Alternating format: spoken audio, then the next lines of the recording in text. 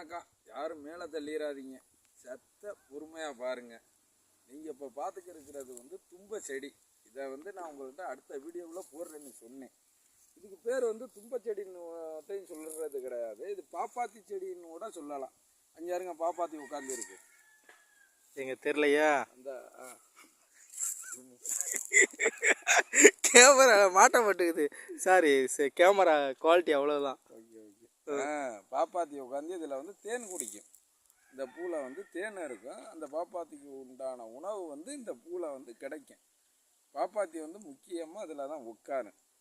உங்களுக்கு இதனுடைய மருத்துவ குணங்கள் என்னன்னு கேட்டால், இந்த பூ இருக்குது பார்த்தீங்களா, இந்த பூவை வந்து எடுத்துக்கிறேன், கொஞ்சம் போட்டது பறிச்சுக்கிட்டு சீக்கிரம் சொல்லுப்பா, டைம் முடிய போகுது. ஐயோ, நீ இதெல்லாம் பேசிக்கிறியாடா? ஐயோ டே இருறா. இந்த பூ வந்து பாப்பாத்தி உட்காரக்கூடிய செடி. நிறையா பாப்பாத்திகள் வந்து இந்த பூவில் இருந்து தான் தேனே குடிக்கும். அதுக்கு உயிர் ஊட்டக்கூடிய இந்த தும்பை செடிகளை இது தான். இது நமக்கு என்ன இது பண்ணோம்னா, இந்த பூவை வந்து உங்கள்கிட்ட பூக்கிட்ட பறித்து கொஞ்சோண்டு தேங்காய் எண்ணெயை, ஒரு 25 மில்லி தேங்காய் எண்ணெயை அடுப்பில் வச்சு சட்டியில் வச்சு அதை ஊற்றி காய வச்சு, இந்த தேங்காய் எண்ணெயை இந்த பூவை எடுத்து அதில் போட்டு வதக்கி, அந்த எண்ணெயை ஆறாத புண்ணில் விட்டால் புண்ணு ஆறி போயிடும்.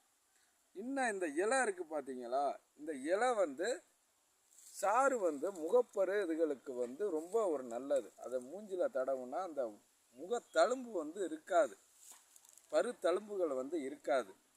உங்களுக்கு என்ன மேலே நான் டிப்ஸுகளை வந்து நிறையா சொல்கிறேன். இப்போ இது வந்து எண்ணத்து பூச்சிகளுக்கான அந்த தும்பச்செடிக்கான டிப்ஸு வந்து சொல்லியிருக்கிறேன்.